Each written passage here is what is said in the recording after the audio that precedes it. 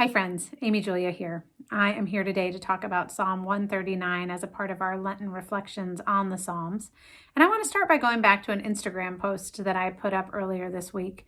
You might have seen it. It's a picture of me with Marilee on my lap. And it's actually not a posed picture. I probably should have put this in the post. Marilee really did fall asleep on my lap. I'll tell you more about that in a minute. And William came into the room looking for me, and he found me essentially drooling on Marilee's forehead while I was also asleep on her lap. I was not on her lap. She was on my lap, but we were asleep together. And it was this really sweet, tender moment. But what went into it, if you read the post, I'm going to just tell the story briefly.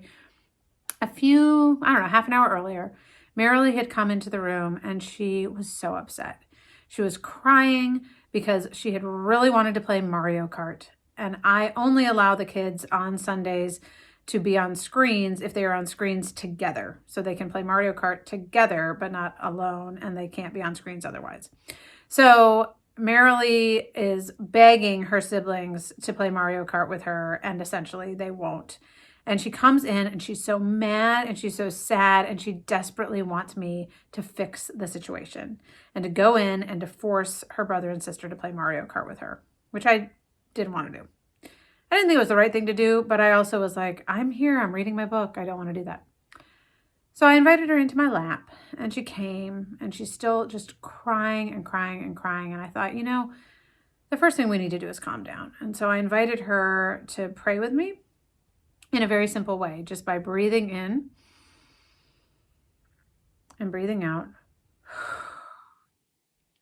And I invited her to think of taking peace into her body from God, receiving the peace of God, and then exhaling all of her anger and sadness and just giving that to God so that God could deal with it for her.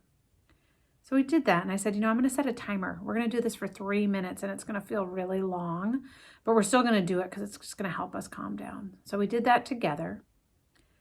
And she just stayed in that posture. And eventually she fell asleep. And then I fell asleep on her, and William came into the room and took a sweet photo. And it gave me this picture of prayer, because so often I come to God and the way I'm feeling is that I am all full of anger and sadness and confusion and the problems that are in my heart and my life and all around me. And God is supposed to be fixing them. And what is going on? And when I listen, when I stay, what I'm invited to do is to be loved, to be held, to be given peace. I mention all of this because when I read Psalm 139, and I'm going to read you guys a little bit of it right now, I often think of it as almost like a Hallmark card. Like, this is really sweet and kind of sappy and beautiful, but how much does it really have to do with my life? So this is how it starts. Oh Lord, you have searched me and you know me. You know when I sit and when I rise. You perceive my thoughts from afar. You discern my going out and my lying down. You are familiar with all my ways. It's really beautiful. The language is beautiful. Where can I go from your spirit? Where can I flee from your presence? There are books that are named after this. If I rise on the wings of the dawn, if I settle on the far side of the sea, even there your hand will guide me, your right hand will hold me fast. For you created my inmost being.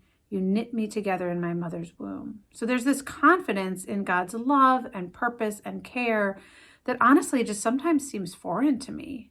And I think that's not how I come to God. I mean, I want to. I'd love to believe that. But again, this is the stuff of greeting cards. It's not the stuff of my life and my prayer life. And then it's so fascinating in this psalm. So he goes through all of these reminders about this truth of God's love and purpose and forming him. And then he says, if only you would slay the wicked, O God. Away from me, you bloodthirsty men. Do I not hate those who hate you? I have nothing but hatred for them. I count them my enemies. So there's this little window into anger and grief and confusion and hatred. And then he goes back and he says, search me, O God, and know my heart. Test me and know my anxious thoughts. See if there is any offensive way in me, and lead me in the way everlasting. So we don't know. We don't know if those thoughts were offensive. We don't know. I think we're pretty sure they were his anxious thoughts. And again, I just think to Marilee coming to me with her hatred, her anxious thoughts, her anger, her pain, and being held. And I hope getting a sense of, you are fearfully and wonderfully made. You can't go anywhere to hide from the love that I have for you. That moment with Marilee and this psalm together have given me an invitation to really come to God with all of who I am.